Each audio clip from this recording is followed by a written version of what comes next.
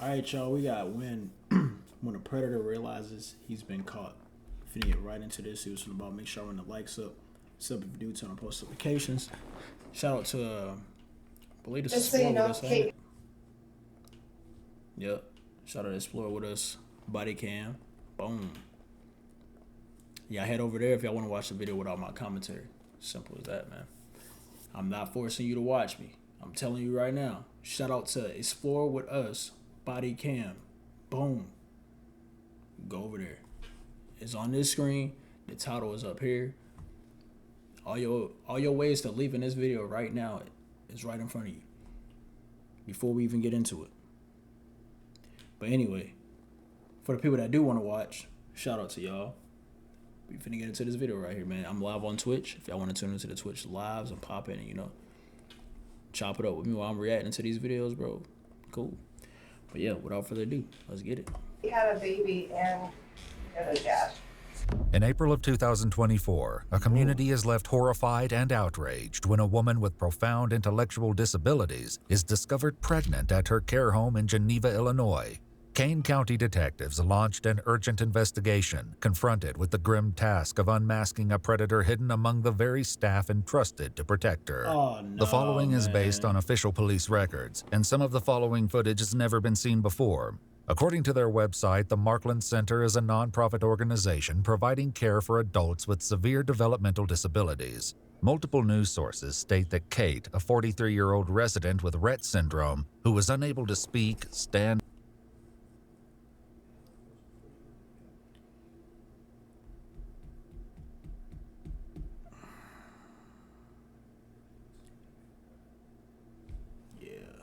or use her hands, was discovered pregnant during routine medical tests. Investigators with the Kane County Sheriff's Department compiled a list of all male employees who had access to her in late summer 2023, interviewing each one and collecting DNA samples.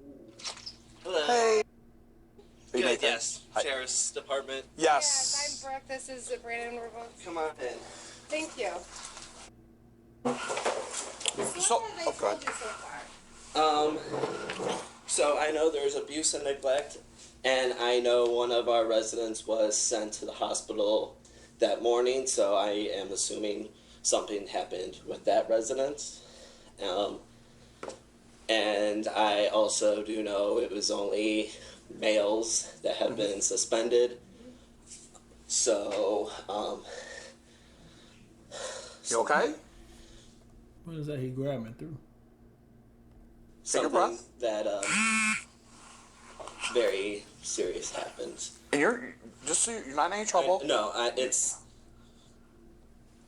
really enjoy my job, and the fact that, sorry, No, it's okay.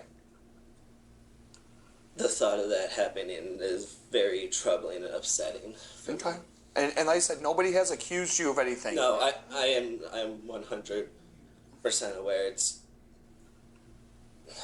sorry. No, you're okay. I'm not crying for myself. I'm upset for the rest. It's okay. Yeah.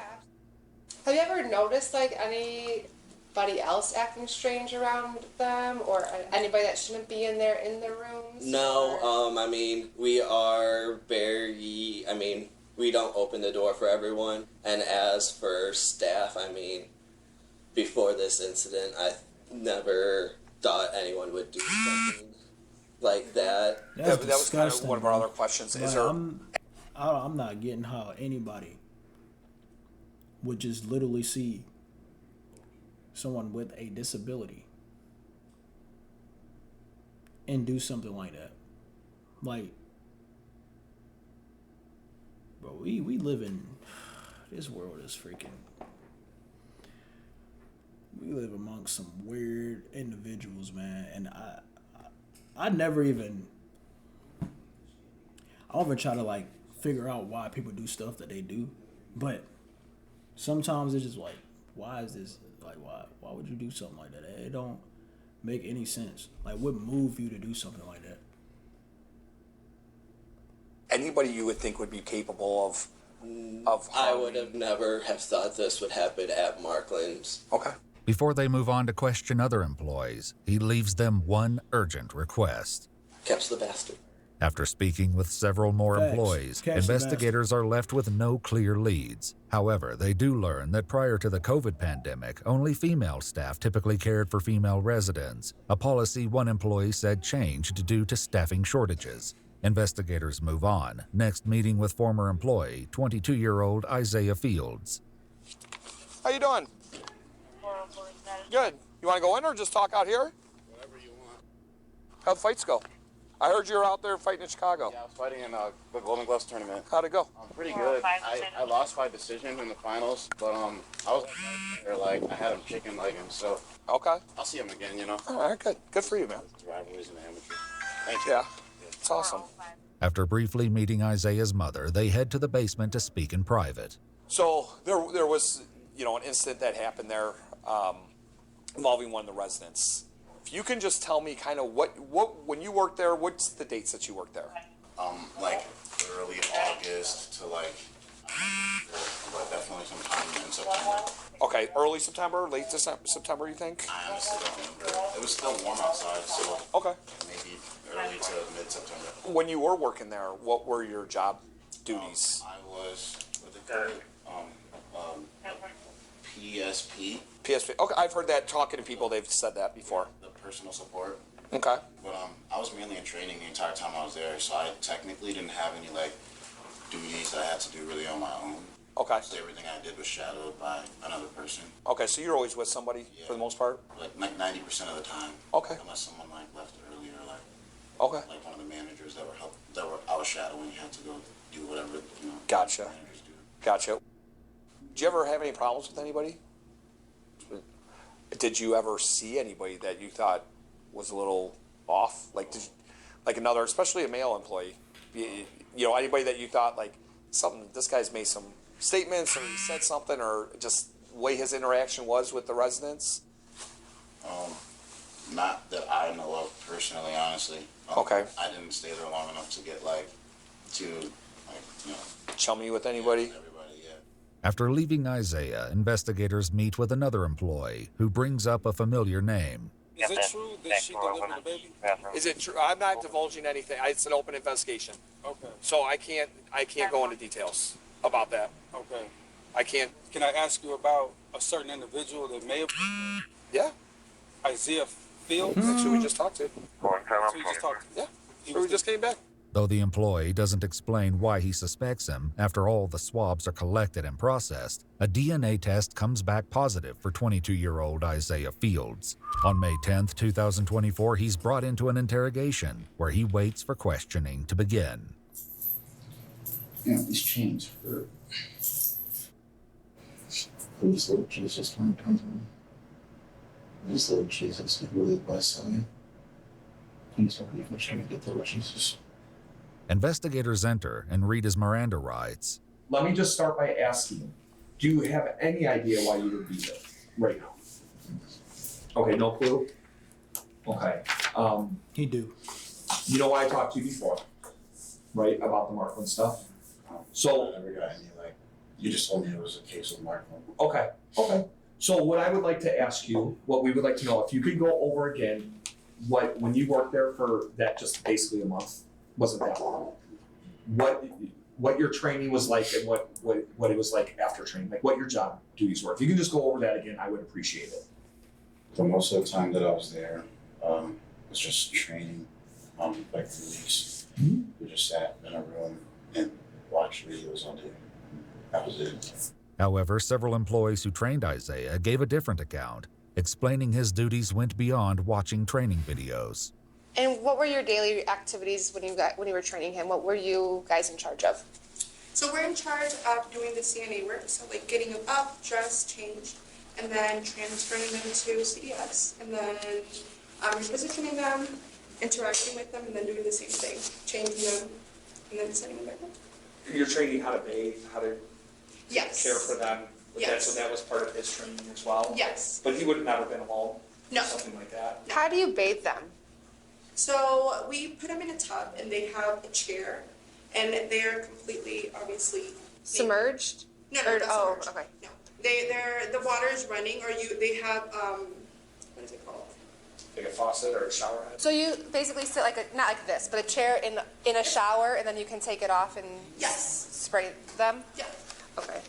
Okay, so at some point, at the end of your training, were you not with the trainer anymore? Were you kind of on your own schedule during the day? I forget what they called it, but it was like a probationary period. Sure. So like you were always like with someone until you were like considered an actual nurse. This account is consistent with what his trainers told investigators. Would you have left him alone, or anybody for that matter, alone for an extended period of time with the resident while they're on training? No. Are you leaving anybody alone, the trainees with the residents or anything like that? They're not supposed to be left alone with the residents. As questioning continues, Isaiah insists that he remained in his probationary period until he claims he was fired for consistently showing up late. I just like don't really like fit in too many people. Employees who trained Isaiah highlighted odd behavior he exhibited during his training. It's kind of odd. Okay. Just in general, just like very off. Anything that stuck out to you was odd or anything like that? He wouldn't listen. He would always question, oh, why do we have to do it that way? And it's like, you're in healthcare. Like, there's specific ways to do certain things. Mm-hmm. He would, like, fake toss some of the residents. And we have cameras in the classroom, and the angle of it all was just really bad. If they would look at the cameras, it would literally look like he was hitting her. I should clarify, he never actually did it. No, he never actually did it. Okay. As the interrogation continues, Isaiah appears to become overwhelmed with emotion, and investigators work to put him at ease. What's upsetting you? It's okay. I'm here to listen. If something's upsetting you, please let us know. We'll see what we can do to help. Just not really like anything in particular. Just life's not easy, you know. I know. That's all. I get it. Life gives us some curveballs sometimes. It's 24/7. I've never had the guidance of a man. My father died when I was really young. Oh. I don't know. I've just never really had like proper guidance, you know. As one detective leaves the room to get Isaiah more water and a snack, the remaining investigator sits with him as his emotions continue to unravel. Take a breath. You're okay. Not gonna let anything happen to you. You're all right.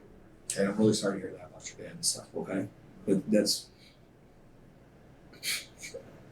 It's hard. Come on. It's okay. It takes a lot for you to sit here and allow yourself to have these feelings. You know, to allow yourself to have emotion. That can be a lot, especially in front of people you don't know. I'm not trying to be difficult. I just think it'd be within my best interest to give it to you. Okay. All right, I can't ask you any more questions then. Sorry. No, it's okay. I'll leave you at it. She'll give you. Hey, there's Go ahead. I'm gonna tell him this. What's that? I'm reading them to tell. Yeah, you tell him. Yeah, whatever. Just so you know, Kate had a baby and a dad. As investigators exit the room, Isaiah processes the gravity of the situation and the consequences he's facing. My life is over. Such a idiot.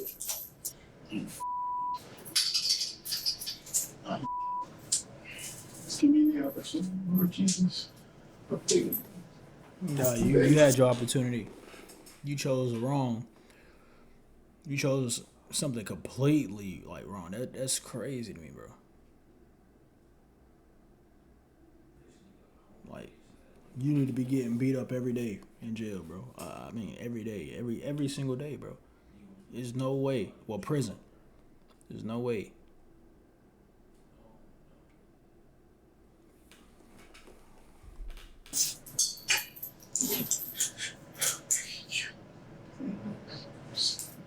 Just give me one chance. That's all I have is give me one chance. I'm sorry. Please forgive me.